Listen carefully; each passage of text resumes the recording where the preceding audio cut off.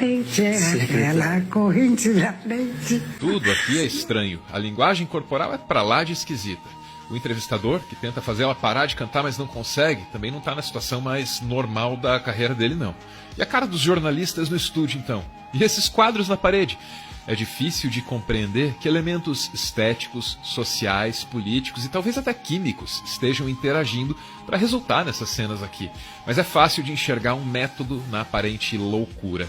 Ao falar de ditadura, Regina Duarte nos avisa que tortura é uma coisa que acontece assim sempre, quase como a morte.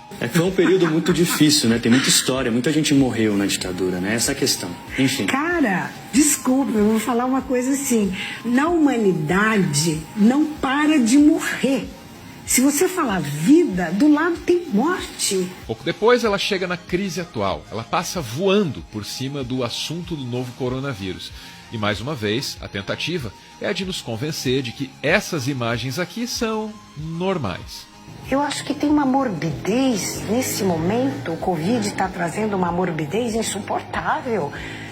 Isso aí é perigoso, entendeu? Para a cabeça das pessoas, gente.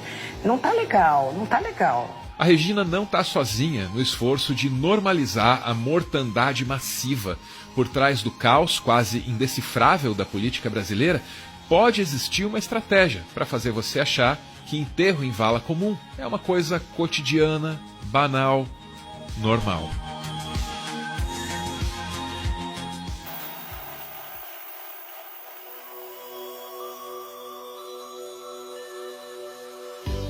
Na mesma tarde em que Regina Duarte concedeu a entrevista à CNN, o presidente do Brasil atravessou a Praça dos Três Poderes a pé, acompanhado por um grupo de empresários.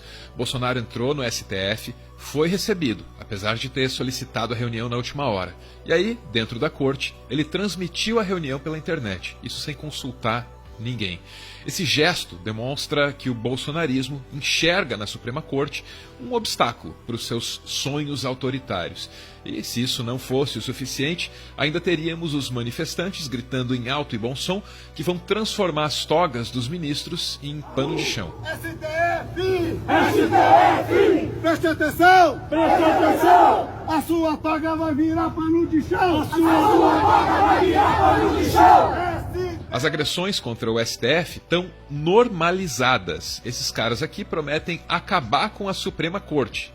Gente, olha só, nós temos um comboio organizado para chegar a Brasília até o final dessa semana, no dia 8 de maio de 2020, pelo menos com 300 caminhões, muitos militares da reserva, muitos civis, homens e mulheres, talvez até crianças, para virem para cá, para Brasília, para nós darmos cabo dessa patifaria que está estabelecida no nosso país há 35 anos por aquela casa maldita ali, Supremo Tribunal Federal, com 11 gangsters que tem destruído a nossa nação, aliados ao Fórum de São Paulo e ao narcotráfico internacional. Apesar da gravidade disso aí que você acabou de ouvir, as reações nunca passam das notas de repúdio.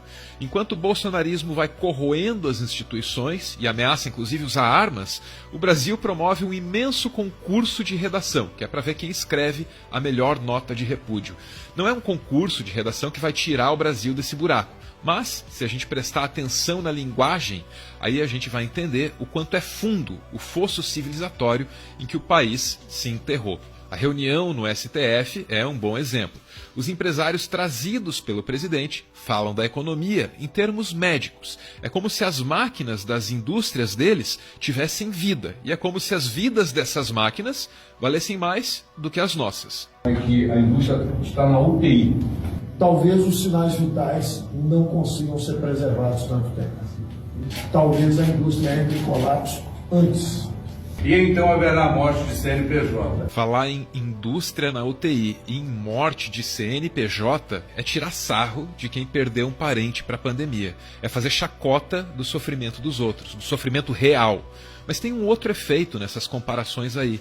Elas tiram da morte o terror e o medo que ela evoca. Porque se até o maquinário industrial morre, então a morte está banalizada e já não causa mais horror algum. Essa pode parecer uma questão menor, uma questão de linguagem, mas não se engane. É a linguagem que cria a realidade. Tudo que é matéria agora já foi só palavra um dia.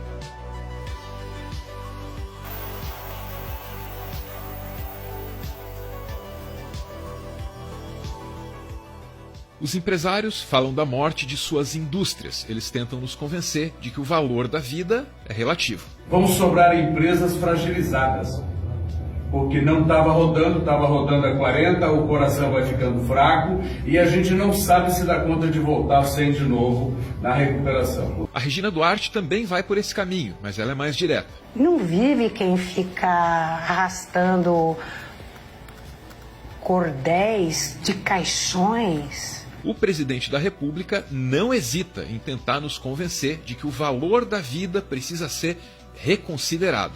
Não é apenas a questão de vida, é a questão da economia também. Já é fácil compreender que, num futuro próximo, o governo Bolsonaro vai ser lembrado pelas valas comuns, essas obras de infraestrutura que o país nunca pediu para ter. Relativizar o valor da vida desde já é o único caminho para fazer esse governo parecer menos horripilante. A vida não vale nada, a não ser que ela tenha sido tirada por um vilão da temida esquerda. Meu Deus do céu, Stalin, quantas mortes! Talvez a Regina Duarte esteja certa. Talvez, para entender o que está acontecendo no Brasil de agora, a gente deva mesmo olhar para a antiga União Soviética.